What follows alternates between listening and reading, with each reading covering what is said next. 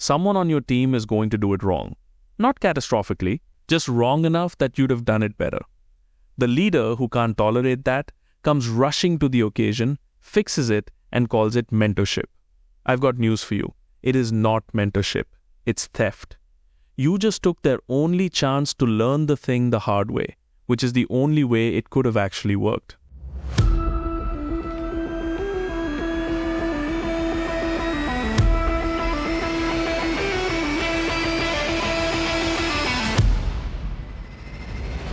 The 𝘨𝘪𝘯𝑗. Yes, that's me, and welcome to the All Things Leadership podcast, where we decode the challenges leaders face, how to navigate through leadership complexities, so you know the smart ways to be the leader that everybody wants to work with. Today, we're going after a habit that looks like strength and quietly behaves like a ceiling. Why doing everything yourself stops your growth, and your teams as well. Every leadership book tells you delegation is a gift you give your team. That's a comfortable lie, and I want to take it apart before we go any further. Delegation was never about them. It was about you. About how fast you can make yourself unnecessary in the exact chair you're sitting in right now. And the leader who can't accept this fact to become redundant is not protecting their team from bad outcomes. They're protecting their own ego from irrelevance and calling it a high bar. If that stings a little, good. Sit with it. We're just getting started. In episode 2, we spoke about some borderline controversial principles of Machiavelli, and today, while decoding the art of delegation, we're referencing a few philosophies of Sun Tzu. Now, this man was a Chinese military general, strategist, philosopher, and writer who lived during the 𝐬𝐮𝐩𝐽 period. The Art of War. His writing work condensed complex military strategy into universal philosophies, such as deception, adaptability, and winning without fighting. Sun Tzu spent his whole life thinking about generals. Not soldiers, generals. Because a general who fights every battle personally isn't commanding an army. He's just one more soldier with a better title. I am going to quickly sift through why you are not able to delegate to becoming a master of effective delegation. For this, I am changing the format of the podcast slightly today. While scripting for this, I thought it would be much better if I classified the magic of delegation in 5 stages. Let me know in the comments if you like this style better and if this is more engaging and interesting. Ready? Here goes nothing. Stage 1. The illusion of control. Stage 2. The bottleneck. Stage 3. Delegation as trust. Stage 4. Letting them fail. Stage 5. The multiplier. Each one unlocks the next. Skip one, the rest collapse. So let's begin with stage 1. The illusion of control. You take the task back.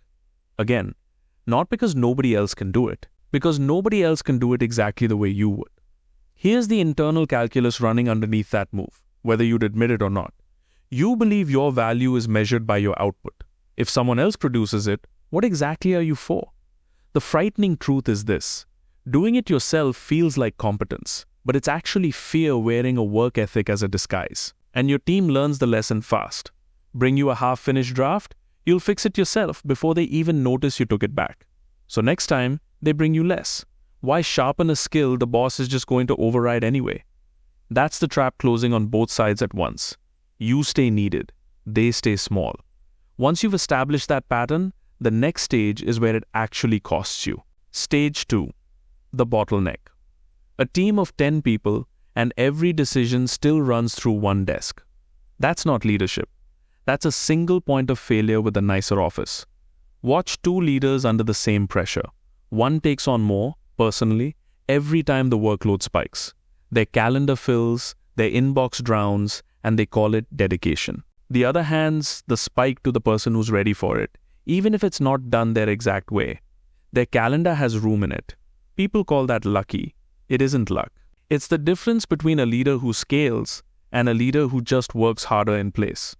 The next level of power isn't doing more. It's building people who can absorb more without you. This brings me to the stage 3, delegation as trust. Sun Tzu wrote that he who knows when he can fight and when he cannot will be victorious. That applies to knowing your people, not just your enemy. The leader who withholds real work isn't protecting quality. They're protecting their own comfort. Handing someone a task and hovering over every step isn't delegation. It's supervision under the garb of delegation. Human nature rarely grows toward a ceiling someone else keeps enforcing. Give people real ownership, with real stakes attached, or don't be surprised when they never develop real judgment. Trust looks like handing someone the task and staying out of the room. I have led large, high-performing teams that I built from scratch.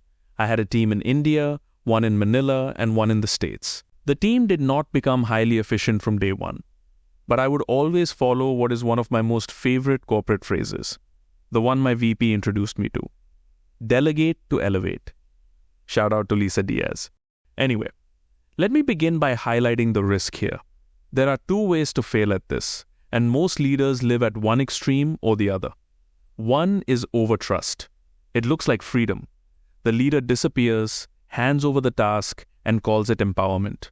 No guidance, no check-ins, just run with it. The team is left guessing, and accountability quietly fades because nobody defined what they were accountable for in the first place. The other way to fail at this? Well, no prizes for guessing. Micromanagement. It looks like diligence, constant check-ins, rewriting the work after it's handed back. Every decision routed through you before it can move. That's not oversight. That's a bottleneck disguised as work ethic, and it kills creativity right before it causes burnout. Effective delegation sits in the narrow space between the two, and it is not a feeling, it is a structure. Clear goals, defined roles, trust, but with a frame around it. Room for them to decide, paired with regular check-ins that aren't interrogations and a calling out game. Support when it's asked for, two-way feedback that runs in both directions, and accountability that never quietly disappears from the room. Once you've established that, the next stage is the part most leaders can't digest. Stage 4, letting them fail. Here's where it turns uncomfortable. Someone on your team is going to do it wrong. Not catastrophically, just wrong enough that you'd have done it better. The leader who can't tolerate that comes rushing to the occasion, fixes it, and calls it mentorship. I've got news for you. It is not mentorship. It's theft. You just took their only chance to learn the thing the hard way, which is the only way it could have actually worked. The leader who holds their nerve, lets the mistake land, then sits down afterward and asks what they'd change next time. Here's why that matters more than it looks. Okay, let me give you an analogy. Failure is the only teacher that actually charges a fee, and people only remember lessons they've paid for. A correction you hand someone before they've felt the cost gets nodded at and forgotten by Friday. A mistake they lived through, felt the weight of, and had to explain in a room, that one stays. It rewires how they think, not just what they know. That's the part comfort can't buy. You can coach someone toward competence. You cannot talk them into it. One produces a person who's afraid to try. The other produces a person who can be trusted with harder problems next quarter. The fifth and the last stage for today, the multiplier.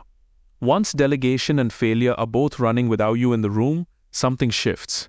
Your value stops being what you personally produce. It becomes what your absence no longer breaks.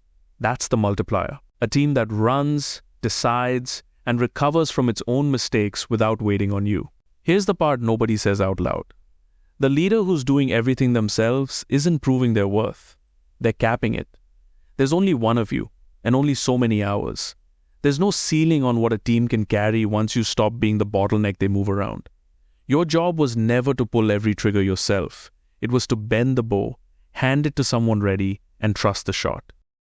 Do that long enough, and your growth stops being capped by your own two hands. So does theirs. That's it for today.